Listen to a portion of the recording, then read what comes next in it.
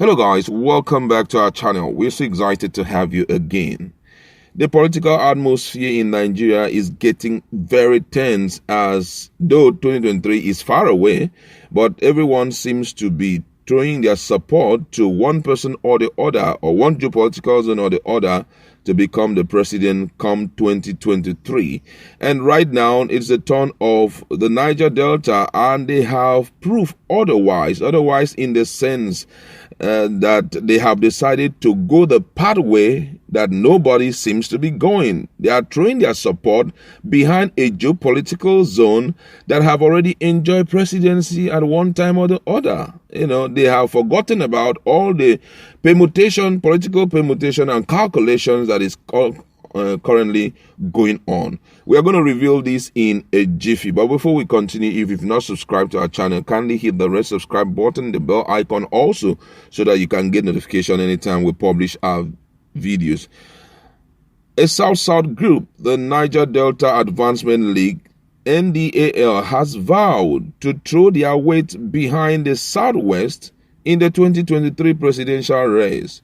The group made its position known in a statement signed by the national coordinator Sunday Boniface and made available on Wednesday. NDAl said it has carefully and critically studied the political environment and have resolved to give their support to Southwest.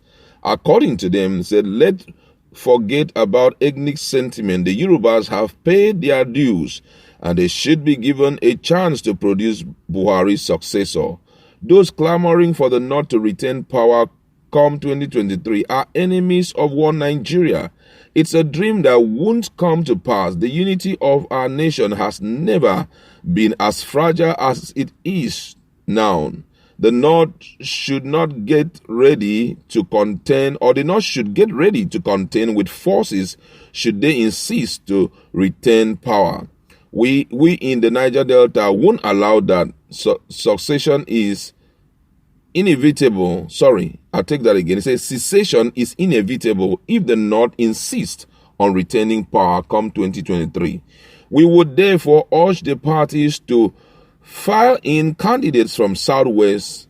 In 2011, the Yorubas were instrumental in ensuring victory for Goodluck Jonathan, our man, in 2015.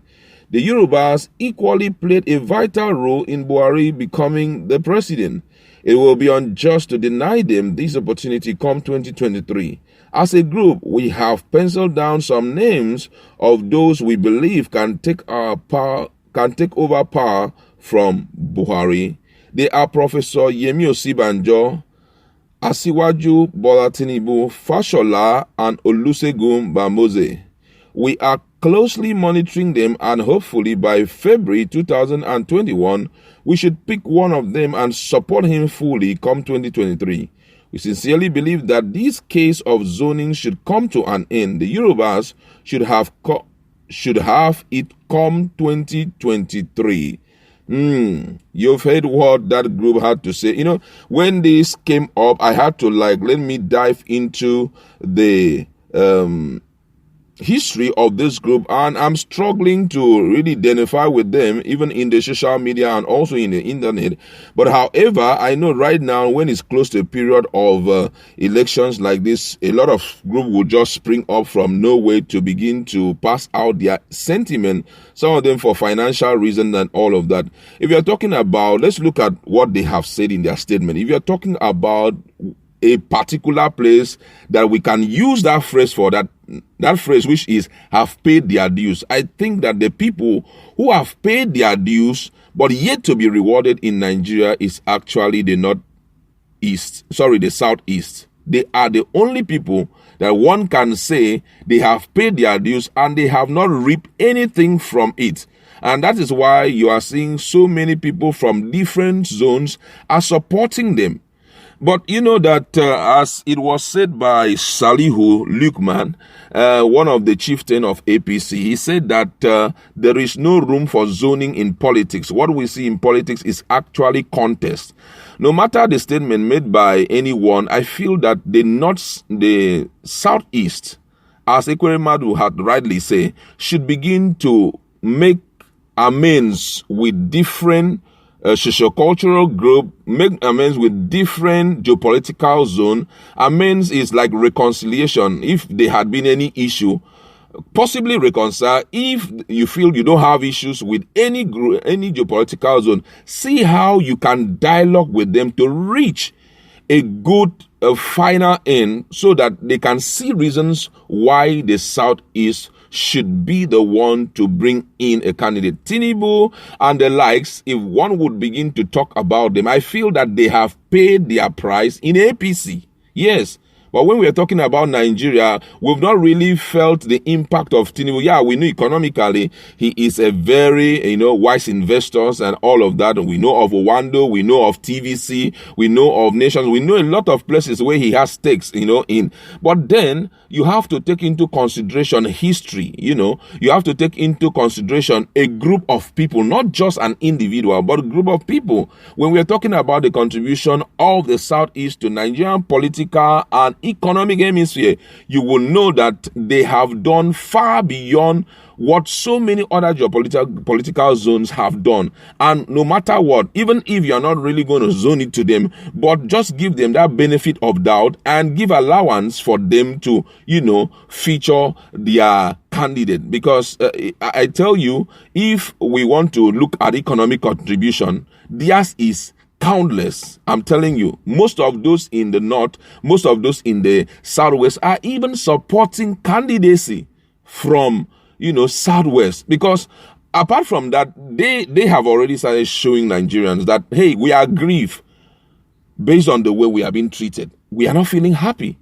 So if we are not happy, I think that we should see how we can appease them. Because one of those things that a key member of Ndigbo had to say was that in event of refusing the Southeast to feature fully and get, be the successor of Buhari, that they may likely secede from this country. And guess what? They will spell out their reason, and guess what? Their reasons are good enough. Starting 2020 to start, vibrating and looking for political favor is, for me, a good start. It is time that they need to pay courtesy visit to some stakeholders, to some individual, to some groups. Those, I one of the things I know is that Igbos are littered everywhere in Nigeria, except there is no morning and evening in that place. Then you may not see an Igbo. But as far as there is morning and evening, an Igbo man will be there to do business, contributing economically to the group of that area. So right now, I feel that those that already have a grip of the North, talking about those people who have been in the North for years, doing business in the North for years, their own association, they should start the move before some key personalities will begin to come in. One of the things about South is, which has never really happened, but this time around it has happened, is the fact that most of their politicians are now speaking forth concerning it.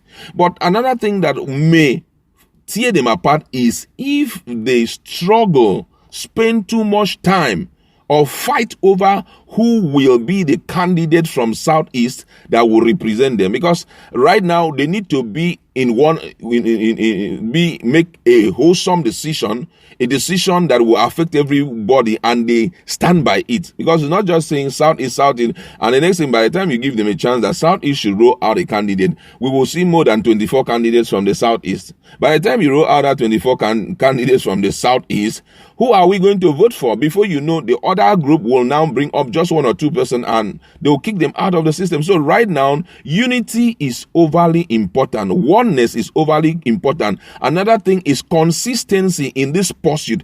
Sound your trumpet. You need to be resolved enough to sound your trumpet for everyone to know that it's our own turn, and begin to show indications everywhere, in the north, in the south, in the east, in the west. Let people know that it is the turn of the Southeast. But right now, what we are looking at is a group in South, Niger Delta precisely, who is supporting Ndigbo, the likes of Tinubu. Yemi Osibanjo have no business in presidency. Be real to yourself. He has no business in presidency because he has been the deputy or the vice president And guess what? Whether you like it or not, this particular government have not performed superbly. So we do not even want anyone from this government to, think of taking all power of the baton of leadership from Buhari. All of them should just go. A new, fresh person with a fresh idea who will not be remote controlled anyhow should be the one to take over the seat. And my choice is that it should come from the southeast at least, so that we can appease them. Even if it is one tenor,